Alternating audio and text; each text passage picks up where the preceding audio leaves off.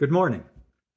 Several years ago, my boss gave me a gift that was incredible. She gave me the opportunity to go to Paris to present at a conference along with her.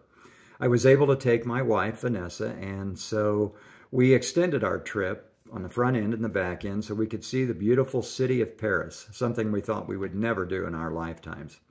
Among the many, many memories we have of that trip, one of them in particular is our visit to the Musée de l'Orangerie.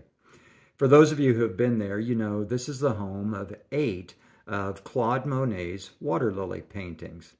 They're incredible, 6 foot tall, some of them as long as 24 feet wide, and they're amazing. The main gallery displays all of these.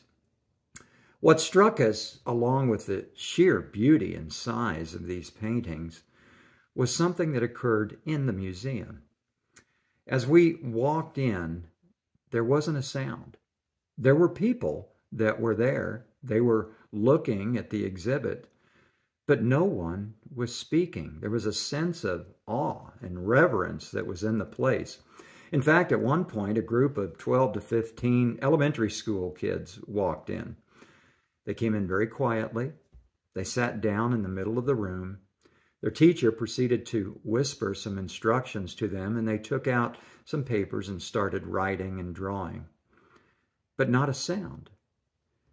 We were amazed that when people were in the presence of this great art, that they felt a sense of reverence and awe. In a way, being in the presence of the Master. I remember another time in my life when that feeling was present. I was a boy about 12 years old, and my family went to Yosemite for a family encampment. And one of the first couple of nights, we had a devotional in the evening in the valley in Yosemite. We were surrounded by the Great Half Dome, El Capitan, the magnificence of the Yosemite Valley. And someone started singing, "How Great Thou Art." And I remember to this day the immense feeling that I had never really sung that song before, singing it in the midst of that great creation, being in the presence of the Master. Sometimes when we're in the presence of the Master, silence, as in the Monet Museum, is what's appropriate. Sometimes it's singing and celebration, as when we were in Yosemite. But there's one other memory. I went away to school to Abilene, Texas, when I left high school. I had been living in Southern California, so when we drove to Abilene, I don't know that I was prepared for the change in scenery. It was flat, it was desert, it was, frankly, just ugly compared to Southern California. And at first I thought, there is nothing here that is redeemable. You can look north and see all the way to the North Pole. But I had a friend who was a photographer. He began going out and taking pictures when he was there in Abilene. And he would come back and show me his pictures. There were beautiful shots of cactus or small mesquite trees blooming or little flowers that were blooming in the desert.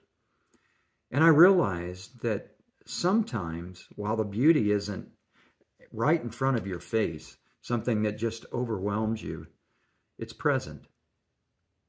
You just need to search, and you need to see where it is. God presents himself in so many ways to us.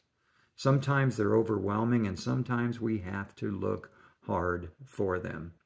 But Scripture tells us, since the creation of the world, God has made his invisible qualities known. His eternal power and his divine nature have been clearly seen, being understood from what has been made.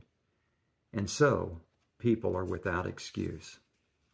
This week, as you go about your week, look for the presence of God.